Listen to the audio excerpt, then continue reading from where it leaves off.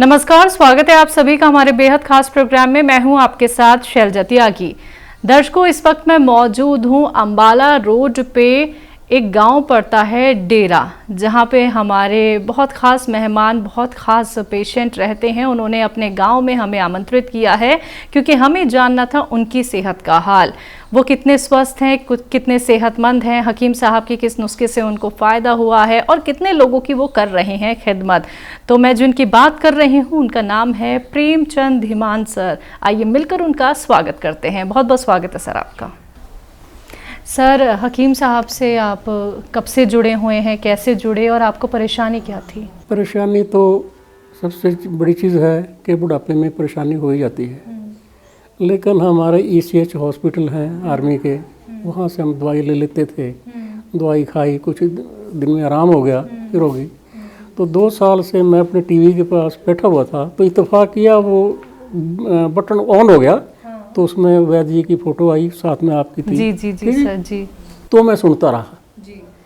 तो इस बीमारी के लिए ये है, इस बीमारी के लिए ये है। तो हमारा जो मन है कुछ ऐसे उत्साहित हुआ कि हम इनकी दवाई खा के देखें। तो चलो, हमारे पास इनको जगह मिल गई, हमने दवाई मंगाई, वो खा रहे हैं, जिसमें सोराइसिस की दवाई बाद में आई है, सिर का दर्द, चक्कर और दर्द जी, इसकी दवाई है। तो हम खा रहे हैं, ठीक ठाक हैं।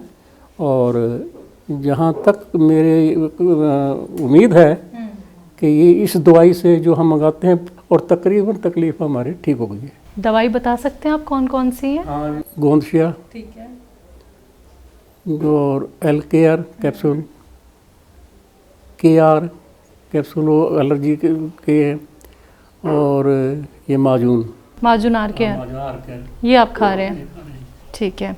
तो हकीम साहब के जो नुस्खे हैं वो और लोगों तक भी आप बताते हैं सर? हाँ, मैं बता देता हूँ। हाँ, हमारे पास तो बैठता है दर्द वर्द के लिए, तो हम तो कह देते हैं भाई, तो हम तो वहाँ से दवाई मंगाई है, हमें ठीक ठाक है, हमें कोई दिक्कत पाई नहीं। अगर आपको मंगानी है तो बताओ, हम आपके नाम पर हम वैद्य जी को एड्रेस दे देते हैं। दवाई मंगानी है आपकी जिम्मेवारी है, पैसा देना आपकी जिम्मेवारी है। तो हम कह देते हैं, कोई कहता है ठीक, बताते नहीं है वैसे बता देते हैं, खासकर इन दवाइयों के बारे में और नशे के बारे में। नशे के बारे में, ठीक है। तो घर में कौन कौन है?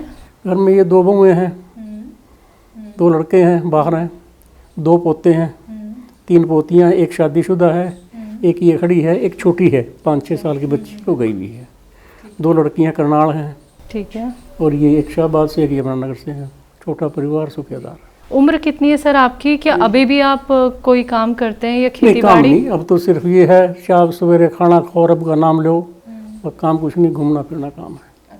और थोड़ा सा कोशिश भी करते हैं कि मेरे ये जो घुटने हैं, ये ज़्यादा दिक्कत हो गई थी, तो उसमें फिर हमने हमारे को ये केस रेफ़र किया था हमारे EHC हॉस्पिटल ने, पंचकुला में, अल्केमिस्ट में।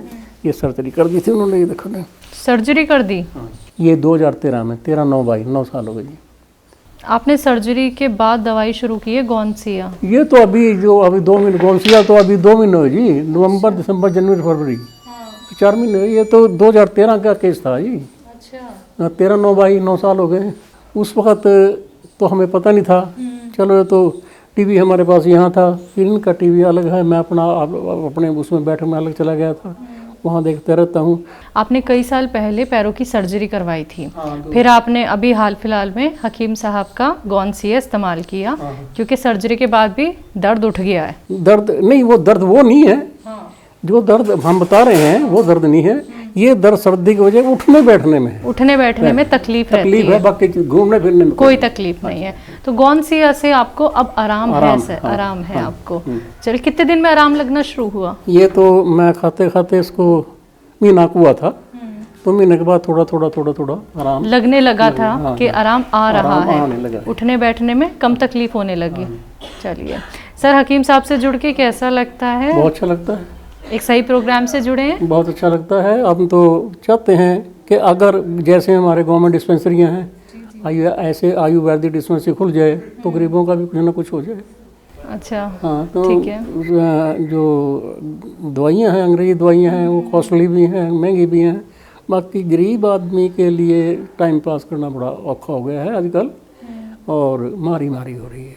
घर के नुस्खे अपनाते हैं आप हकीम साहब के? हाँ घर के नुस्खे हाँ, कौन सा? कुछ हम 2-4 हमने वो लिखे भी हैं। शहद है, पीपल है, मेथी है, सौंफ है, धनिया है। पेट का ही तो हाँ, नुस्खा? पेट का जी, ये लिखे हैं मैं। 6 चीजों का। हाँ, और जो जुकाम हो जाता है, मीठा सोडा और मेथी वो लगा लो, हैं जी। और मग पीपल जो है मुंह में चबा लो।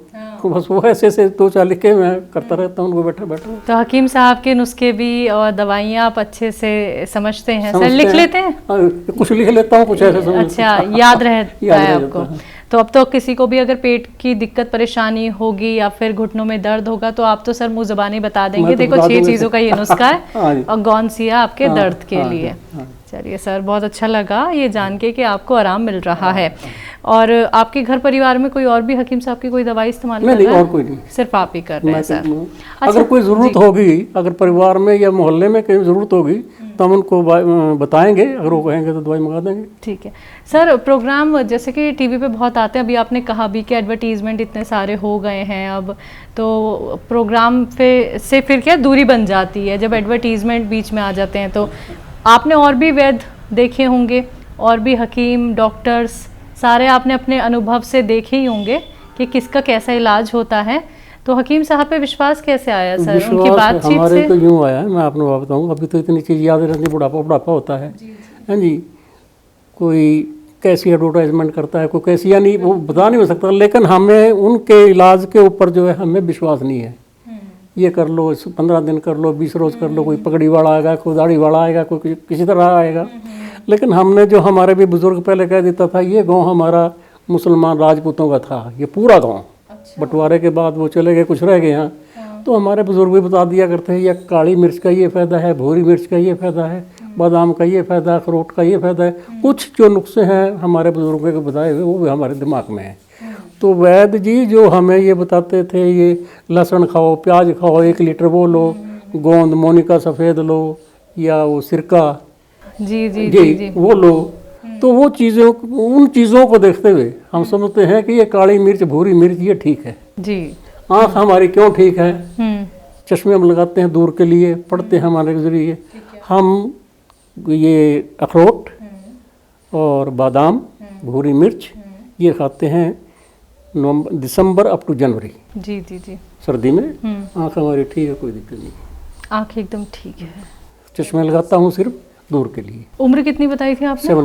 78 के आप हैं सर। बताइए, अब तो छोटे छोटे बच्चों को चश्मे लग जाते हैं। हाँ, हमारा ही बच्चा है। हाँ है नहीं? हाँ।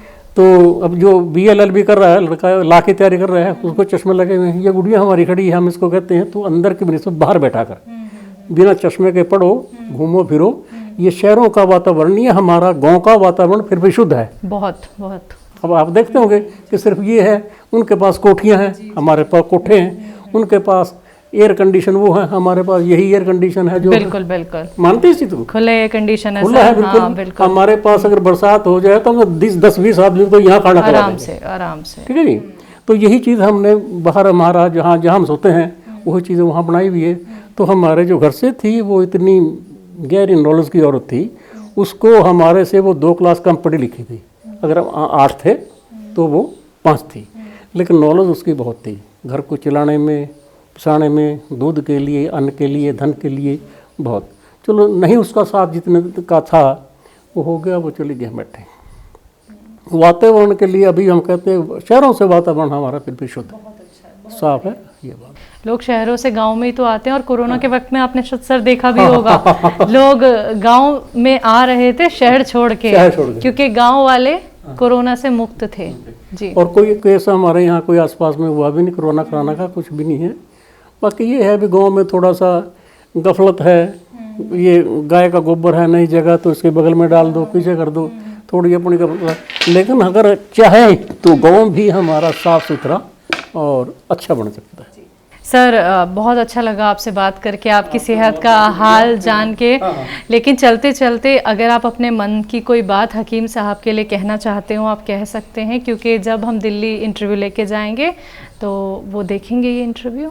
हम तो यही हमने बीच में सुना था कि वैद्य जी हमारे संन्यास लेने वाले हैं। जी जी जी, आपको याद होगा कि मार्च में संन्यास लेंगे, या अप्रैल में लेंगे या इस गर्मियों में लेंगे, तो हम तो यही कहते हैं कि इतना तक ये जी रहे हैं तो अपनी जो हमारी जो तकलीफ़ है वो सुन लेते हैं, हमारे दुआई बता देते हैं, उनकी दुआ हमारे साथ है, हमारी दुआ उनके साथ है। हम तो ये कहेंगे कि भगवान ऐसे ऐसे शख्स हैं समाज में हों और जिनसे इसी काम के चलते हम दुनिया भलाई होती है। हम तो ये कहेंगे हमारे उनसे नमस्कार कहना है, जय हिंद कहना है, आदावाज़ कहना है।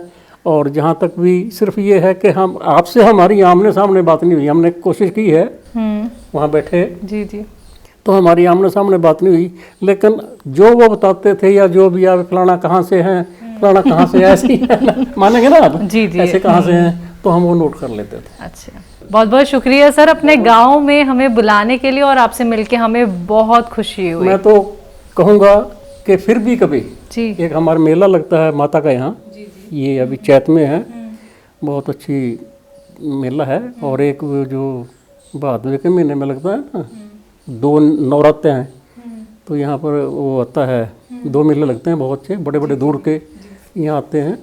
तो कभी आओ, मिल के ज़रूर जाना। और आपके आने का और भाई साहब बैठे हैं, आने का बहुत धन्यवाद हमारे सिर पर। दर्शकों, आप सभी ने सुना भी सर को कि वो हकीम साहब से जुड़ के कितने सेहतमंद हो गए हैं। तो आप लोग भी हो सकते हैं, लेकिन उसके लिए ज़रूरत है ये समझने की कि एक सही ट्रीटमेंट कौन सा हो सकता है। घरेलू नुस्खे आप अपना सकते हैं, यूनानी ट्रीटमेंट से आप जुड़ सकते हैं। हमें प्रेमचंद धीमान सर ने अपने गाँव में आमंत्रित किया, उनके घर हम इस वक्त बैठे हुए हैं। बहुत अच्छा लगा उनसे बात करके, उनकी सेहत का हाल जान के। तो अगला नंबर आपके घर का हो सकता है। अभी के लिए मुझे दीजिए इजाज़त, नमस्कार।